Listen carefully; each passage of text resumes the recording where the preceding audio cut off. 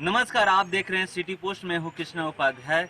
अभी हम मौजूद हैं ऑक्सीजन पार्क में रांची की। आपको एक चीज़ बता दें कि महिलाओं के लिए बहुत सारी हेल्पलाइन है। उनके लोग सरकार उनका जो भी केस जाता है उनको देखती है। देखिए, पति के लिए आपको बता दें कि हाँ, इस कानून में जो संविधान है में उसमें कोई ऐसा कानून है जो पत्नियों के द्वारा जो पति सताए जाते हैं उनके लिए कोई कानून नहीं बना है। कुछ हमारे साथ लोग हैं, वही बताएंगे कि क्या ये लोग पत्नियों तरह सताए हैं। इनसे हम जानेंगे। सबसे बड़ी बात बता दें, देखिए एक सेव इंडिया फैमिली है जो इनका एक संस्थान चलता है। ये इनका लिखना है पत्नी सताए तो हमें बताए। साफ तौर पे ये कह रहे हैं कि यहाँ पर एक मतलब महिला 10-10 परिवार के महिलाओं को 10-10 परिवार की महिलाओं को एक महिला फंसा रही। ये सिर्फ जो भी लॉ है वो सिर्फ बहुए के लिए है, ना बहन के लिए है, ना माँ के लिए है, ना बेटी के लिए है, किसी के लिए नहीं है। सिर्फ बहू के अलावा किसी के लिए नहीं है। इन्हीं से हम जानेंगे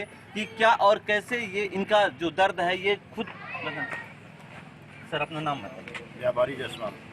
क्या आप लोग यहाँ पर रोज बैठक करते हैं या सप्ताह में एक बार? संडे। क्या आप क्या कहना चाहते हैं? क्या आपका समस्या लेकर आए हैं? क्या समस्या है आपका? बहू का है, शादी हुआ है उसका 2017 में, और बहू जो है अपने मैके में है 7-8 महीना से। उसके माँ बाप विदाई के लिए कहते हैं, भेज नहीं रहे हैं और बोलते हैं कि मैंने हम जो कि इसको विदा भी नहीं करेंगे और लड़की हमारी यहीं रहेगी। और एक लड़का है उसके गोदी में, बोलता है तो मेरा वारिस हो गया है, अब भेजेंगे भी नहीं, हक भी लेंगे और विदा भी नहीं करेंगे, लड़का की शादी भी नहीं होने देंगे। और हम उसको रखना चाह रहे हैं तो जो कि विदा ही नहीं कर रहे हैं। बार बार प्रयास कर रहे हैं सामाजिक स्तर से, सेफ इंडिया फैमिली की तरफ से आए हुए हैं, यहाँ से मदद मिलेगा। तो यही मेरी समस्या है कि हम तो अपने बहू को लाना चाह रहे हैं, फिलहाल उसके माँ बाप वो लड़की आने के लिए तैयार नहीं। तो लड़की कर रहे हैं तो क्या उसके माता पिता नहीं भेज रहे हैं? नहीं, उसके माता पिता को जो विदा के लिए कहते हैं बोलते हैं हम भेजेंगे भी नहीं और मेरी बेटी जाएगी। तो आगे आपकी क्या कार्रवाई? नहीं, हम तो चाहते हैं कि बहू हमारी हमारे घर आए और हम उसको रखना चाह रहे हैं, हम तो ही चाह रहे हैं। और आप बताइए। मेरी शादी हुई कोर्ट में हुई थी, कोर्ट मैरिज। लगभग 1 महीना रही मेरी पत्नी मेरे साथ। उसके बाद मेरी माँ, उसको खबर चला कि मेरी माँ रिटायर हो गई। सरकारी नौकरी करती थी बिहार में, वो रिटायर हो गई।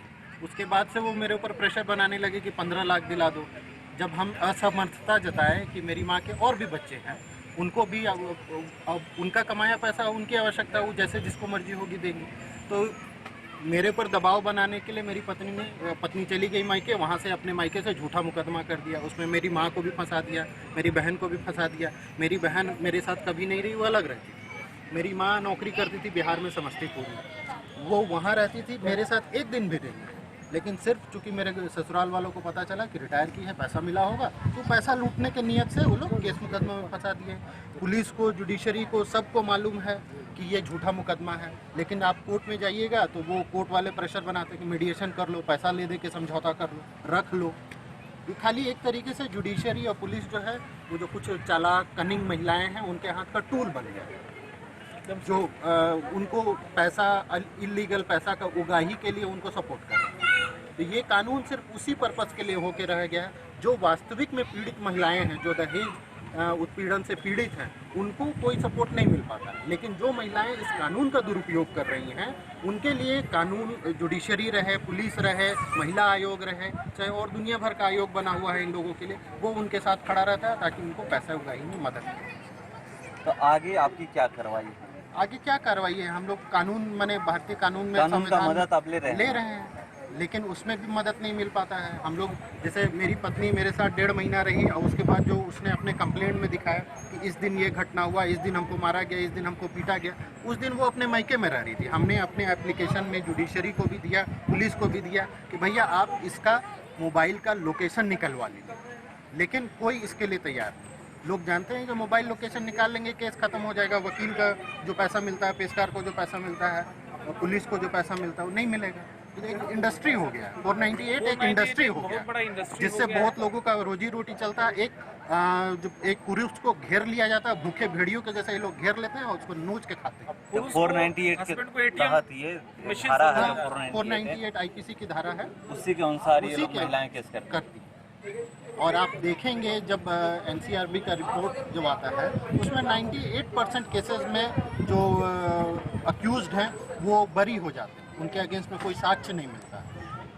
लेकिन फिर भी इसको एक इंडस्ट्री बना करके लोगों को लूटने का जरिया बनाया, हरासमेंट का तरीका। देखिए ये तमाम लोग अभी और लोग हैं मेरे साथ, देखिए आप अपना। मेरा नाम प्रहलाद प्रसाद है और इस हम हम गवर्नमेंट जॉब में हैं। हम इस मूवमेंट से 2012 से जुड़े हुए हैं। आप आज जो ये मूवमेंट देख रहे हैं, ये मूवमेंट पूरे भारत में चल रहा है और 498 जो कि लीगल टेररिज्म है, 2005 में माननीय उच्च न्यायालय ने 498 के दुरुपयोग को देखते हुए इसको लीगल टेररिज्म बोला। ये एक ऐसा कानून है जो पूरे परिवार को बर्बाद करता है। ये सिर्फ बहु कानून है। आप संविधान में देखिएगा, स्त्री पुरुष को बराबर का दर्जा दिया गया है। महिलाओं के लिए सरकार हमेशा कानून लाती है, उनके लिए विमेंस कमीशन है, उनके लिए हेल्पलाइन नंबर है, उनके लिए काउंसलर हैं। जब भी वो थाना जाती हैं उनको थाना में सपोर्ट मिलता है। पुरुष को तो ना कानूनी प्रोटेक्शन मिला हुआ है इस देश में, उसको एकदम डस्टबिन की तरह ट्रीट किया जाता है। तुरंत एफआईआर हुआ, तुरंत उसको अरेस्ट करो। हस्बैंड की माँ को, बहन को, उनके परिवार को पूरा इम्प्लीकेट किया जाता है। ये कैसा कानून है जो पूरे परिवार को दोषी, पूरे परिवार को एक्यूज बना रहा है।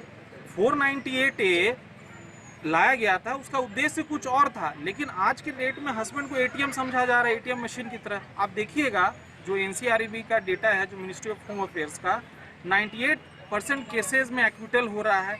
इसका मतलब है 98% केसेस फॉल्स इसमें फाइल होता है।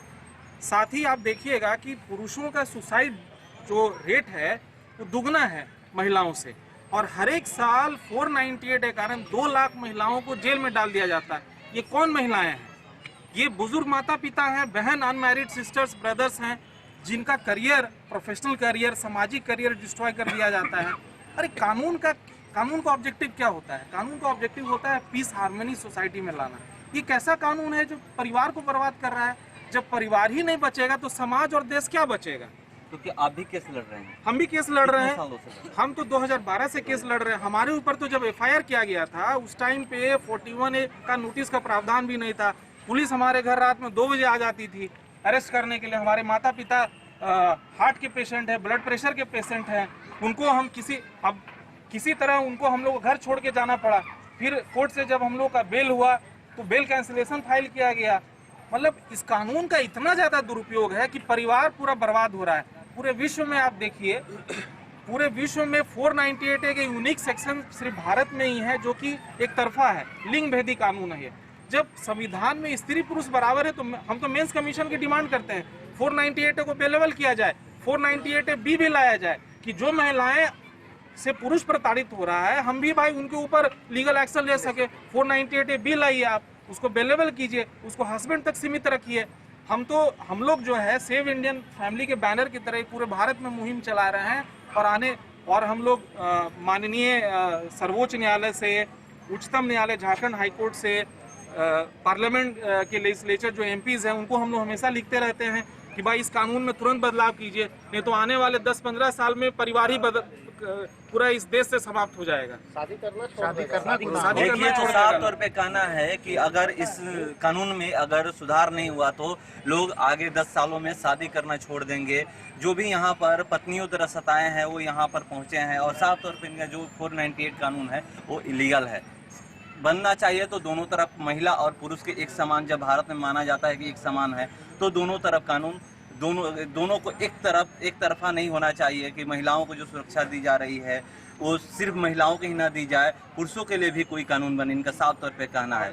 तो पशु पक्षियों के लिए भी कानून है भारत में, सबका सिक्योरिटी है, पुरुषों के लिए कुछ भी नहीं। साफ तौर पर हम आपको बता दें कि ये जो भारत है, इस देश में जानवरों के लिए भी कानून बना हुआ है। आपको जिससे पता होगा कि सलमान खान हिरण मुकदमे में उनको कितने बार, एक बार जेल भी हो चुका है और उनको कोर्ट में हाजिर लगानी पड़ी थी। तो यहाँ पर जानवरों के लिए भी है, और सबसे बड़ा चीज़ है कि यहाँ पर जिस देश में जानवरों के लिए कानून है उस देश में पुरुषों के लिए कोई कानून नहीं है।